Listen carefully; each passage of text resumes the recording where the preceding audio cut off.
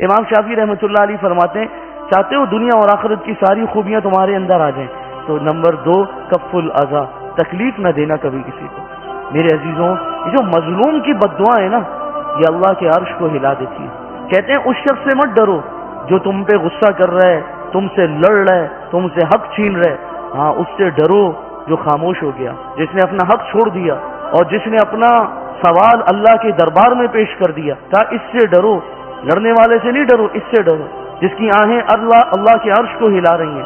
اور بھائیوں، میں اپنا تجربہ بتاؤں، دنیا میں جن کو مظلوموں کی آہوں نے پکڑا ہے نا، انہیں کوئی بچا نہیں سکا، کوئی نہیں بچا سکا۔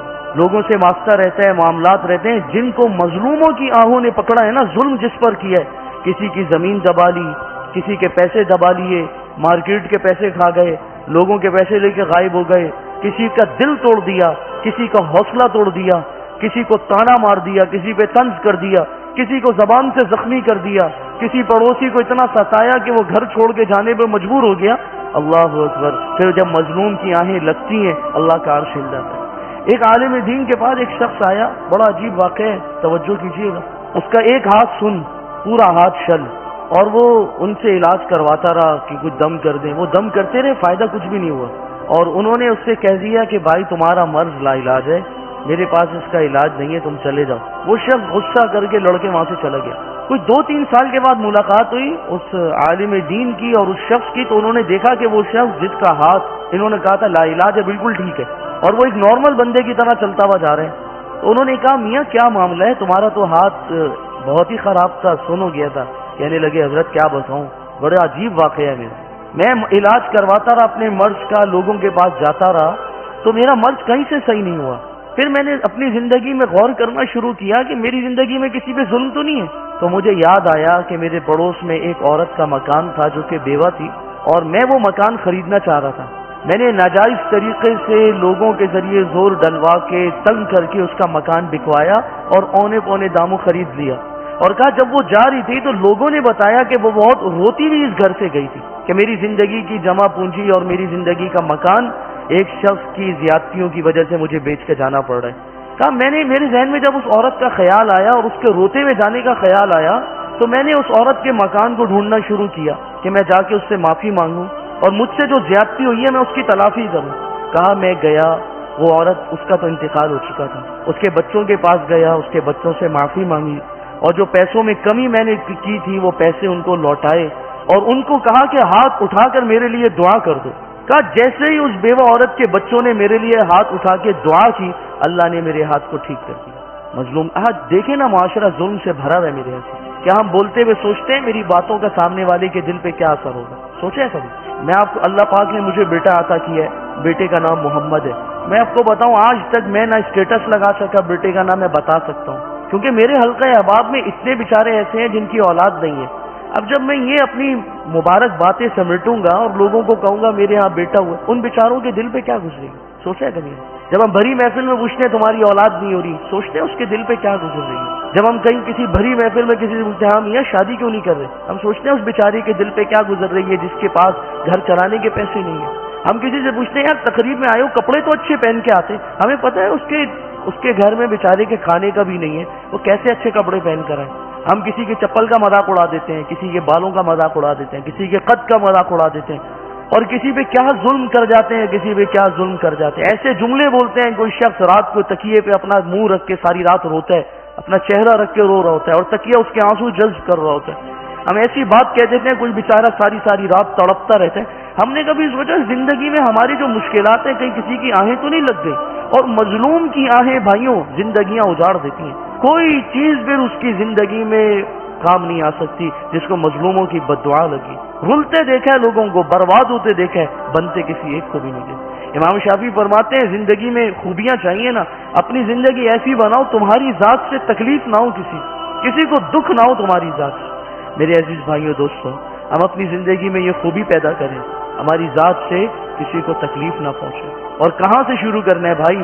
اپنی زبان کو نا بہت زبردست قسم کی لگام دے کے رکھیں۔ زبان ہے تو چھوٹی لیکن اس کے جرم، اس کے گناہ بہت بڑے بڑے ہیں۔ حضرت عبداللہ ابن مسعود فرماتے ہیں مجھے اگر اپنے جسم میں کسی چیز کو قید کرنے کی اجازت ہوتی نا تو میں اپنی زبان کو قید کر دیتا، فوراً چل جاتی ہے، کسی دو جملے بولے سامنے والے کا دل پھر جاتا ہے بھائی۔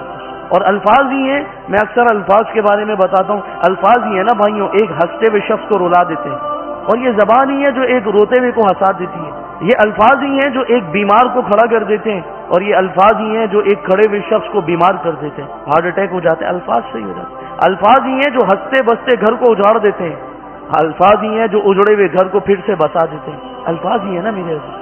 تو ہم اپنی زندگی اتنی خوبصورت بنا لیں ہماری ذات سے تکلیف نہ پہنچے کسی کو میرے بھائیوں کو، نہ ہماری زبان سے کسی کو تکلیف پہنچے، نہ ہمارے دل میں کسی کے بارے میں برا ہو، نہ ہمارے کسی اور عمل سے کسی مسلمان کو تکلیف پہنچے، ایسی خوبصورت زندگی تب آپ دیکھیں گے دنیا بھی بن جائے گی اور آخرت بھی بن جائے گی۔ جو شخص ایسی زندگی گزارے، تصور میں لائے جس کی زبان سے کسی کو دکھ نہ پہنچتا ہو، کتنے لوگ ہیں جو اس کے اطراف میں جمع ہو جائیں گے۔ میٹھی زبان ہر ایک پسند کرتا ہے، پیار کے بول ہر ایک پسند کرتا ہے۔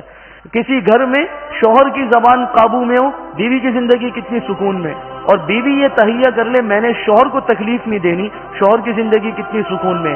بھائی یہ نیت کر لے میں نے بہنوں کو تکلیف نہیں دینی، بہنوں کی زندگی کتنی سکون میں، اور بہنیں نیت کر لے میں نے بھائی کو تکلیف نہیں دینی، تو بھائیوں کی زندگی کتنی سکون میں۔ تو یہ خوبی بھائیوں ہم اپنی زندگی میں لے کر آئیں، ہماری ذات سے کسی کو تکلیف نہ پہنچے، نہ گھر میں، نہ گھر سے باہر، نہ کسی جگہ پہ، ہر جگہ ہم اپنے آپ کو ایسا محتاط رکھیں۔ ایک اور بات میں عرض کروں بھائیوں، ہم کہتے ہیں نا تعلقات جلدی ٹوٹ جاتے ہیں، گھرانے اجڑ رہے ہیں، ہم گاڑی لاتے ہیں احتیاط سے استعمال کرتے ہیں، احتیاط سے چلاتے ہیں، ہم کہتے ہیں جتنی احتیاط کریں گے نا گاڑی اتنے لمبے عرصے صحیح چلے گی، ٹھیک ہے، ذہن میں یہ بات آتی ہے۔ ہم موٹر سائیکل خریدتے ہیں، ہم کہتے ہیں جتنے لمبے عرصے تک موٹر سائیکل احتیاط سے چلائیں گے موٹر سائیکل لمبے عرصے چلے گی۔ ایسے بھائیوں تعلقات میں بھی اگر احتیاط ہو جائے نا تو تعلقات بھی لمبے عرصے چلتے ہیں۔ تعلقات میں احتیاط کیا ہو، زبان کے غلط بول نہ ہو، زبان سے تکلیف نہ ہو کسی کو، میری ذات سے کسی کا دل نہ ٹوٹے، میری ذات سے کسی کو تکلیف، تو پھر یہ تعلقات بھی لمبے عرصے تک قائم رہتے ہیں۔ آج جو رشتے ناتوں میں ملاقاتیں ختم ہو گئی، آنا جانا ختم ہو گیا، اس کی وجہ بھائیوں یہ ہے کہ جہاں بیٹھتے ہیں نا لوگ وہاں برائیاں، غیبتیں، طنز، ایک دوسرے کے شکوے، گلے، تو کون بیٹھنا پسند کرے؟ دوستوں کی محفلیں آج آباد ہیں، وجہ یہ کہ دوست یا تو مذاق کر رہے ہیں، یا کسی کاروبار پہ بات کر رہے ہیں، یا آگے زندگی کا سوچ رہے ہیں۔ گلے، شکوے، تانے، طنز، کڑوی باتیں نہیں ہیں دوستوں کی محفل میں۔ دوستوں کی محفلیں آباد ہیں، رشتہ داروں میں گئے تو فوراً یہ بات آ گئی تم نے شادی میں نہیں بلایا، تم آئی نہیں، تم نے پوچھا نہیں، تم پیسہ نہیں کیا، اب رشتے ناطے سب ختم ہوتے چلے جائیں۔ تو تعلقات میں بھی اگر احتیاط ہو جائے نا زبان کی تو بھائیوں ہر تعلق خوبصورت ہو سکتا ہے۔ ہم مسلمانوں میں عبادت والے بہت ہیں، بھائیوں اخلاق والے کہاں ہیں؟ اخلاق والے کہاں ہیں؟ میں اگر کسی کا 2 فون نہیں اٹھاتا نا، تیسرا میسج آتا ہے ہاں بھائی بڑے آدمی ہو گئے، بڑے اکڑ گئے، فلاں ہو گئے۔